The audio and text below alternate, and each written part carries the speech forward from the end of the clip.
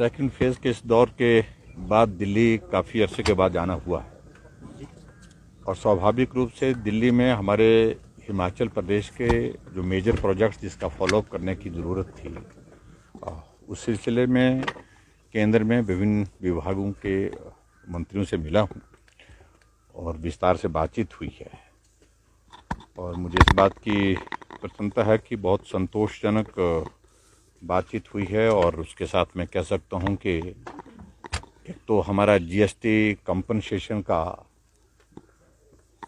जो पैसा था वो पेंडिंग था लगभग 280 करोड़। उसके सिलसिले में हमने बात की वित्त मंत्री जी से और उनने सहर्ष उसको स्वीकार किया और कहा कि बहुत जल्दी वो पहुंच जाएगा। शायद मुझे लगता है कि 1 दिन या 2 दिन के अंदर वो पैसा हमको रिलीज़ हो जाएगा। एक बड़ा अमाउंट वो हमारा हिमाचल की दृष्टि से उस तरह से था। केंद्रीय गृह मंत्री जी से मिलना हुआ। केंद्रीय गृह मंत्री जी से हमने जो हमारे विभिन्न विभागों के कुछ इश्यूज थे उन पर हमने चर्चा की है, बातचीत की है और हिमाचल के साथ साथ हमारा जो सीमा वाला विषय है उस सिलसिले में भी उनसे बातचीत हुई है। केंद्रीय रक्षा मंत्री जी से भी बात हुई है और केंद्रीय रक्षा मंत्री जी से जो बातचीत हुई है उसमें बॉर्डर के इश्यूज़ को लेकर के थोड़ा रोड्स के लिए ज़्यादा फंड्स मिले, हमारे लिए बीआरओ को ज़्यादा फंड्स दे करके वहाँ पर मदद हो, उस दृष्टि से हिमाचल के लिए और उसके बाद सीमा से जुड़े हुए विषय भी उनसे भी चर्चा हुए हैं। एक हमने ज़रूर बात कही है कि अगर संभव हो सके तो जो वॉकर हॉस्पिटल है, ये वॉकर हॉस्पिटल अगर हिमाचल प्रदेश सरकार को देने का कुछ निर्णय हो जाए तो हमारा हिमाचल प्रदेश का जो मेडिकल कॉलेज आईजीएमसी है उसके साथ वॉकिंग डिस्टेंस पे है ये और उसका एक लाभ रहेगा। उस दृष्टि से भी एक आग्रह किया है उनके सामने, अपना प्रस्ताव रखा उनके सामने।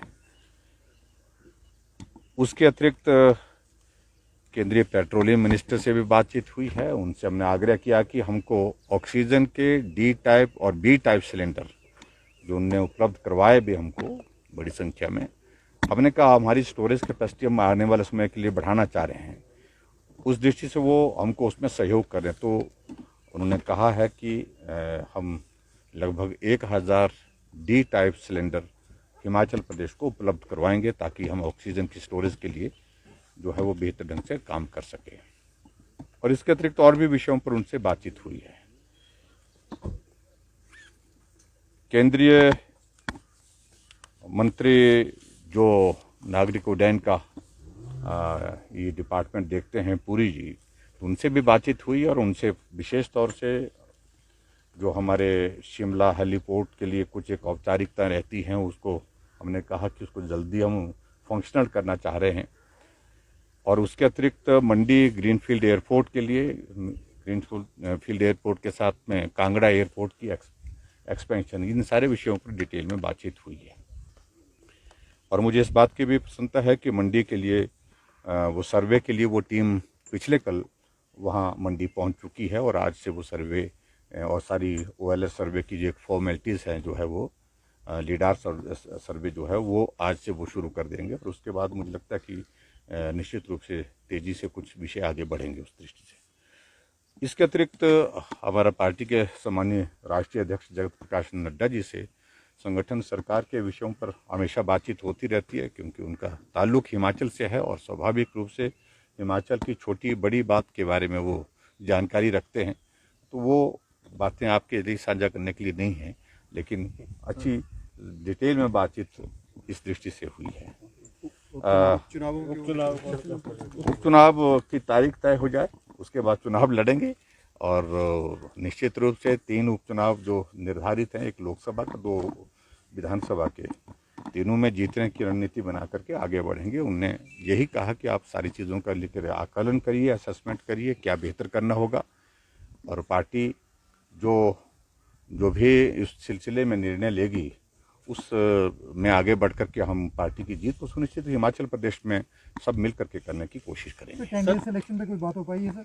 नहीं, अभी इस सारी चीज़ को लेकर के क्योंकि अभी यही मालूम नहीं पड़ रहा है कि अभी कोविड के बाद चुनाव आयोग इस पर क्या व्यू लेते हैं, कितना डिले होंगे ये चुनाव, वो सिचुएशन जो भी होगी उस सारी सिचुएशन पर हम तब बातचीत करेंगे। सर, विधायकों या मंत्रियों के रिपोर्ट कार्ड भी सौंपे गए हैं केंद्रीय नेतृत्व को। हाँ जी, हाँ, गडकरी जी से भी मिलना हुआ, छूट गया मुझसे, तो नितिन गडकरी जी से भी विस्तार से जो हमारी सड़कों के संबंध में बातचीत हुई है और जो नेशनल हाईवेज के उसके लिए भी हमने फॉलोअप करने के लिए अपनी बात कही है कि भी ये सुनिश्चित करें जिस तरह से भी मदद हो सकती है। उन्हें सारी चीज़ों को लेकर के जो हमारे अभी प्रोजेक्ट्स चल रहे हैं 4 लेन के नेशनल हाईवे के, उनको गियर अप करने के लिए आदेश दिए हैं विभाग के अधिकारियों को, और उसके अतिरिक्त जो है और क्या चीज़ें हो सकती है 193 को 193 करोड़ रुपये जो है उसकी स्वीकृति के लिए उन्होंने कहा कि ये स्वीकृत करके 1 दिन के या 2 दिन के अंदर जो है उसकी स्वीकृति प्रदान करेंगे। सर, 2022 के चुनाव के मद्देनजर केंद्रीय नेतृत्व से किस तरह की बैठक एंड बातचीत हुई है? जिस तरह से बताया गया कि MLAs एंड मिनिस्टर्स के रिपोर्ट कार्ड भी सौंपे गए हैं। तो स्वाभाविक रूप से हम चुनाव के करीब पहुंचने वाले हैं, उस दिशा में नज़दीक आते जा रहे हैं चुनाव, तैयारी करने की बातचीत हुई है और विधायक मंत्री अच्छा काम करें, मेहनत करें अपने विधानसभा क्षेत्र में ताकि उनकी जीत सुनिश्चित हो सके।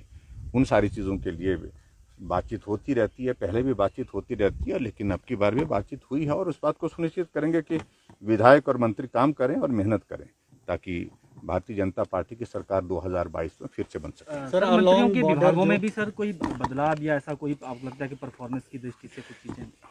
देखिए, कहीं भी इस तरह से विषयों पर बातचीत नहीं हुई है।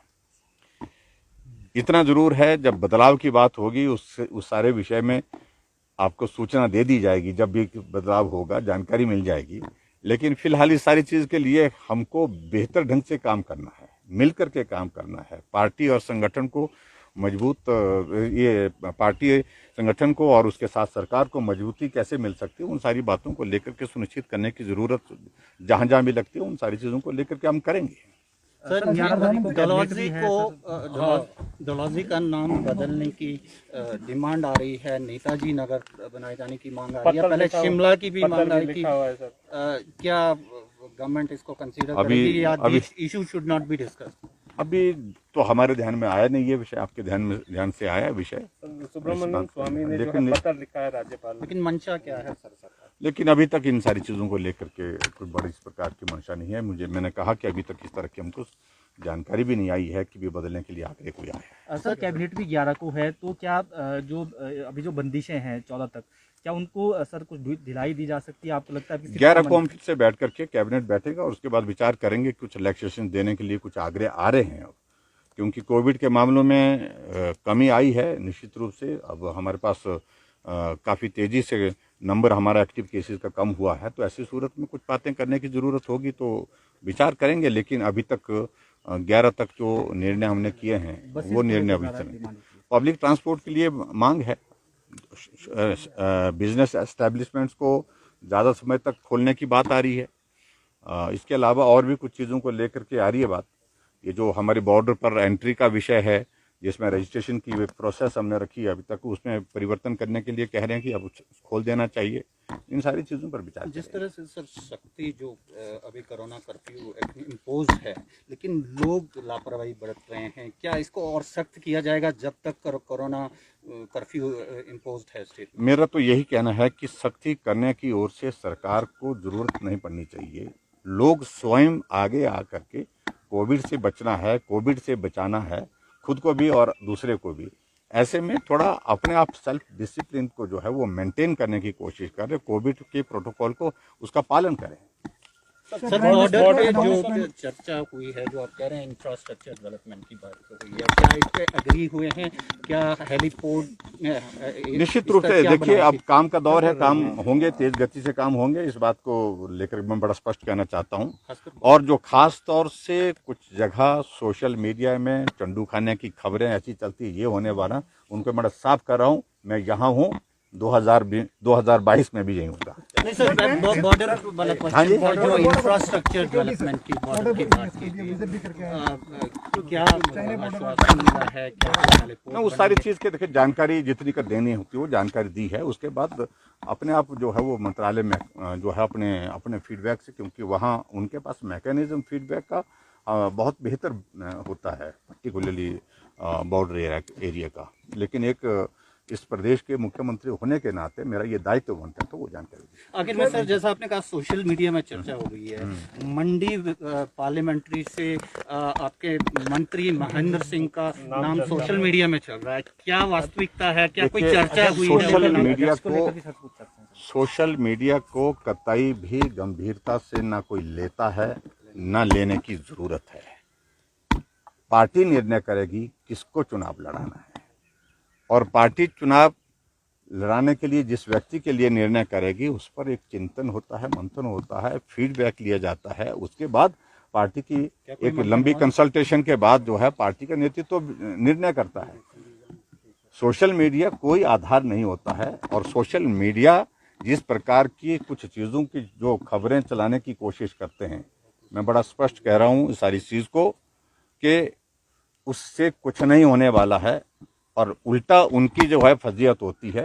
और जब वो सारी चीज़ें सत्य पर आधारित नहीं होती है, और उसके बाद कुछ लोगों का एक आदत बन गई है कि इस प्रकार की सेंसेशनल कुछ बातों को उठाना, खबरें बनाना, खबरें बना करके ये करना, उसका कोई मतलब नहीं है, कोई अर्थ नहीं है। सर, प्रधानमंत्री ने कल महत्वपूर्ण ऐलान किए हैं हिमाचल को। मैं प्रधानमंत्री जी के उन सारे ऐलान का अभिनंदन करता हूं, स्वागत करता हूं। बहुत अच्छा एक निर्णय। मुझे लगता है कि जो विपक्ष के लोग बहुत शोर डाल रहे थे वैक्सीन के इश्यू को लेकर के और उन तमाम बातों को लेकर के, एक जवाब जो है मजबूती के साथ जो दिया है, वो एक बहुत बड़ा एक संदेश उन लोगों के लिए है कि तुम सिर्फ राजनीति करते रहे इस कोविड के संकट में, कोविड के नाम पर, और प्रधानमंत्री जी ने इस संकट में लोगों को किस तरह की राहत दी है, इस बात को लेकर के सोचने की आवश्यकता है।